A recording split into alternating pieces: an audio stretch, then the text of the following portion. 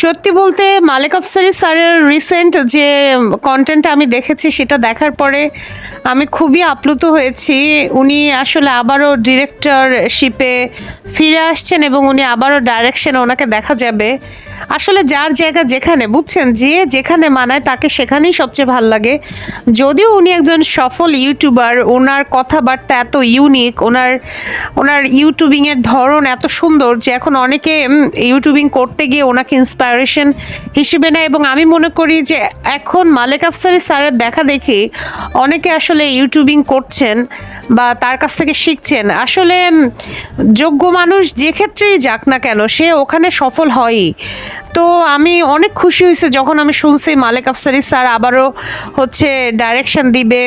তারপর হচ্ছে উনি এরকমই ইঙ্গিত দিয়েছে যে উনি শাকিব খানের সাথে হয়তো সিনেমাটা করতে পারে যদি শাকিব খান রাজি হয়। ওনার গল্পটা লিখেছে আবদুল্লাহ জহির বাবু। এই গল্পটা যদি শাকিব খান শোনে তাহলে হয়তো শাকিব খান ওয়াও বলতে পারে, কারণ এর আগে শাকিব খানকে কয়েকটা গল্প শোনাইছে কিন্তু শাকিব খানকে আসলে অতটা তুষ্ট করতে পারেননি।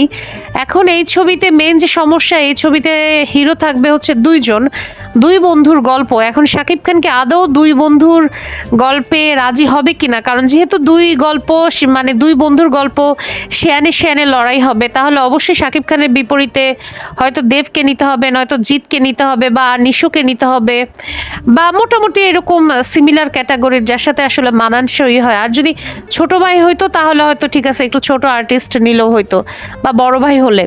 এখন শাকিব খান এটাতে রাজি হবে কিনা সেটা দেখার বিষয়। তবে শাকিব খান যদি রাজি নাও হয় সেক্ষেত্রে মালেক আফসারি স্যার বলছে যে যদি নিশু এবং অপূর্ব রাজি হয়ে যেত তাহলে ঝাক্কাস একটা প্রজেক্ট আমরা পাইতে পারতাম।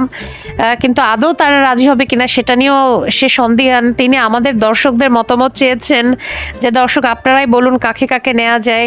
আমি বলবো যে স্যার আপনি আগে শাকিব খানকে গল্পটা শোনান, যদি গল্প ভালো হয় আমি শিওর শাকিব খান অবশ্যই তার গল্পে অন্য কাউকে না কাউকে নিবে। সেটা শুভ হতে পারে, আরিফিন শুভ হতে পারে, সে খুবই ভালো করতেছে, সেটা শরীফুল রাজ হতে পারে, সেটা নিশো হতে পারে। আপনি ইন্ডিয়া থেকে কলকাতা থেকেও হিরো আনতে পারেন, দেব, জিৎ হয়তো রাজি হবে না, কিন্তু আপনি আরও হয়তো আরেকটু যারা মানে দেবজিতের অত হাইট যারা ক্যারি করে না কিন্তু আরেকটু যারা মিডল লেভেলের হিরো আছে, আবির চট্টোপাধ্যায় আছে, সোহম আছে, আপনি তাদেরকে নিয়ে কাজটা করতে পারেন। আপনার জন্য সবসময় শুভকামনা থাকবে। আমি মন থেকে চাচ্ছিলাম যে আপনি ডাইরেকশনে আসেন। মালেক আফসারি স্যারের ব্যাপারে আমি আজকে একটা গোপন কথা বলি, সেটা হয়তো আমি ভবিষ্যতে অন্যান্য লাইভে বলবো বা অন্যান্য ভিডিওতে বলবো। সেটা হচ্ছে ওনার চ্যানেলের অনেক ভিডিও হচ্ছে অনেকেই আপলোড দেয়, তাদের চ্যানেলে প্রচুর ভিউ হয়, তাদের ইউটিউব চ্যানেলে প্রচুর লাইক কমেন্ট আসে এবং ফুল তার ভিডিও দিয়ে দেয়। তো আমি স্যারকে 2 দিন পাঠাইছি যে স্যার দেখেন এই ছেলেটা আপনাকে নিয়ে ভিডিও টিডিও দিচ্ছে, পুরো আপনার ভিডিও তার চ্যানেলে আপলোড করে দিচ্ছে এবং দেখেন সেখানে তো ভালোই ভিউ হচ্ছে। স্যার আপনি হয় কপিরাইট দেন অথবা স্ট্রাইক দেন, কারণ আপনার চ্যানেলের ভিডিও এভাবে দিচ্ছে আর একটা চ্যানেলে, এটা কেমন দেখায়। তখন বললো যে না না না করলে করুক, সমস্যা কি, ওর তো এতে ওর এখান থেকে একটা ভালো ইনকামের ব্যবস্থা হচ্ছে। শোনো মা, আর একজনের রিজিকে কখনো হাত দিতে হয় না, আর একজনের রিজিক ক্ষতিগ্রস্ত হয় এরকম কোনো কাজ করতে হয় না। তা আমি চিন্তা করলাম যে অপু বিশ্বাস যখন আমার চ্যানেলে স্ট্রাইক দিয়েছে আমি তো খুব কষ্ট পাইছি এবং আমি অবাক হয়েছি যে এটা কেন, কিভাবে সম্ভব। এবং অপু বিশ্বাস এই কাজ অনেকের সাথেই করতেছে, সেরকম নিউজ আপনারা অলরেডি দেখে ফেলেছেন। আমার নিজের কাছেই হচ্ছে 2জন এসে বলছে যে আপু আমাদের চ্যানেলে স্ট্রাইক দিছে এবং তার স্ক্রিনশট সহ দেখাইছে।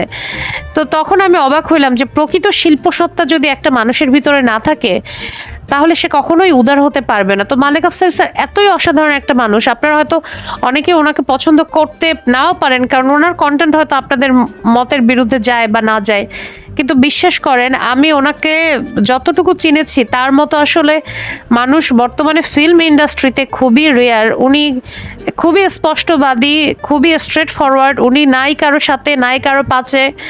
উনি হ্যাঁ শাকিব খানকে অনেক পছন্দ করে, কিন্তু শাকিব খানকে পছন্দ করবে না কে? শাকিব খান হচ্ছে ওনার 5টা মুভির হিরো। মান্না যদি স্যার বেঁচে থাকতেন তবে মান্না হয়তো সবচেয়ে পছন্দের হতেন বা কাছের হতেন।